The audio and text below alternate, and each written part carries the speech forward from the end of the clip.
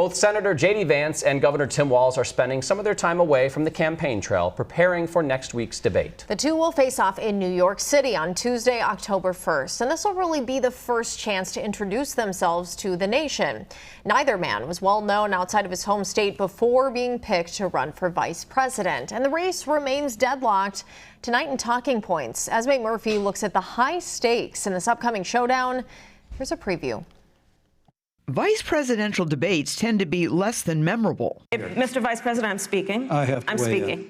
Then Senator Kamala Harris's shutdown of VP Mike Pence got some attention in 2020, but not nearly as much as the fly that landed on Pence's head during the debate. And in a toss-up 2024 race, will a debate by the number twos make a difference in determining who comes out number one in November? Longtime political analyst Professor Larry Jacobs says yes.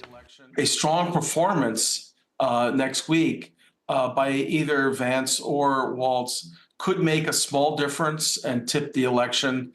They're going to have tens of millions of people watching them.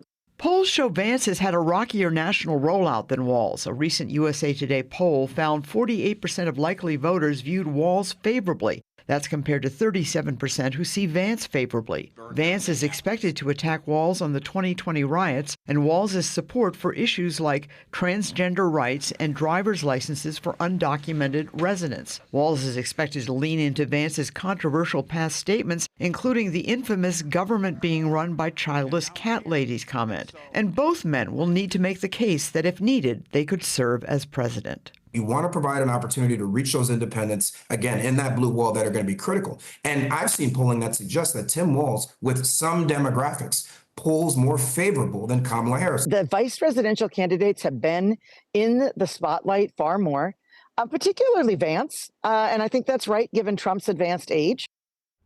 All right, Esme Murphy joins us now. So what about previous debate experience? Does anyone have the edge here? Actually, J.D. Vance has the edge. Back in 2022, when he was running for the Ohio Senate for the first time, he debated multiple times in both the primary and general elections. Tim Walz, running for re-election in 2022, would only debate once. He has traditionally shied away from debates. He debated once in 2022. That was in Rochester, out of a TV station there. Something unique here. We understand that Minnesota Congressman Tom Emmer is playing the role of Walz for J.D. Vance's debate prep. So how much could Emmer actually help Vance here? You know, I think that's a pretty good pick on the to replace Tim Walz, to practice with. Governor Walz's old congressional district adjoins Congressman Emmer's. They did overlap for a few years in Congress.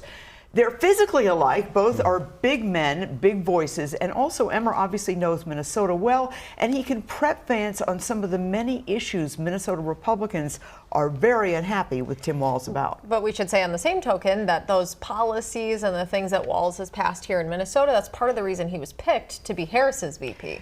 That is absolutely right, and that's one of the things that we've got here, a really big choice. The Democrats are very proud of Walz's record of preschool meals for all, abortion rights guaranteed, transgender and undocumented rights, gun control, and so much more. The Republicans say those policies are bad, not just for Minnesota, but for the whole country. And speaking of our state, will Minnesota get a lot of mentions? I think we will have a starring role in this debate. I think you will hear from both candidates the phrase, in Minnesota.